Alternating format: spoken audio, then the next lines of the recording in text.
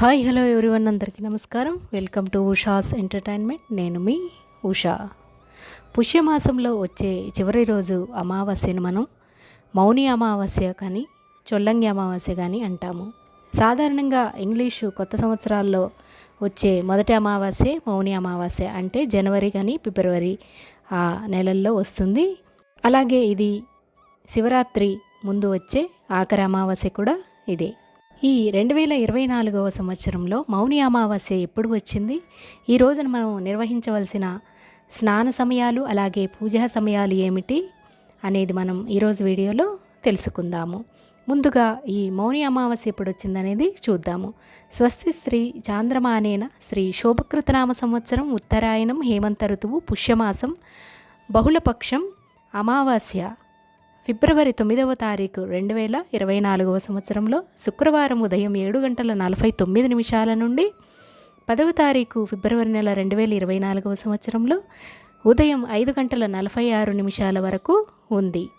మౌని అమావాస్య పూజను ఆచరించవలసిన తేదీ టైము ఫిబ్రవరి 9వ తారీఖు 2024 శుక్రవారం రోజు ఉదయం 8:50 కానీ లేదా ఉదయం 9:35 నుండి 12:38 కానీ మనం పూజను ఆచరించుకోవచ్చు. అలాగే ఈరోజు స్నానం ఆచరించవలసిన సమయం శుక్రవారం ఫిబ్రవరి 9వ తారీఖున ఉదయం 6:37 ఆచరించాలి.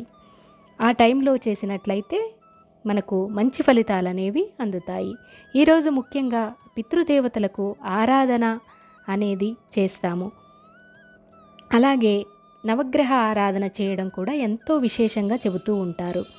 ఈ మౌని అమావాస్య రోజు పితృదేవతలకు మనం పూజించినట్లయితే మన వంశం అనేది అభివృద్ధి చెందుతుంది. అలాగే నవగ్రహ ఆరాధన అనేది చేయడం వల్ల మన జాతకంలో ఎటువంటి గ్రహ దోషాలు అనేవి ఉంటే అవి తొలగిపోతాయి.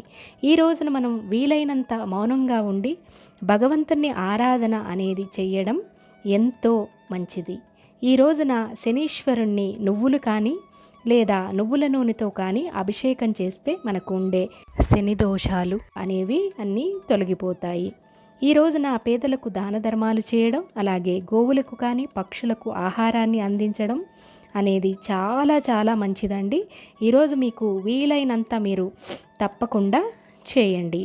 అలాగే ఈ మౌని అమావాస్య రోజున మాట్లాడే మాటలు కానీ లేదా మనం నిర్ణయించుకునే నిర్ణయాలు కానీ మంచి ఫలితాలను అనేవి ఇవ్వము. అందుకే ఈ రోజున శరీరాన్ని, మనస్సును, ఆత్మను శుద్ధి చేసుకునే పవిత్ర నదుల్లో స్నానము చేయడం, అలాగే వీలైనంతగా మౌనంగా ఉండడమే సాంప్రదాయంగా వచ్చింది.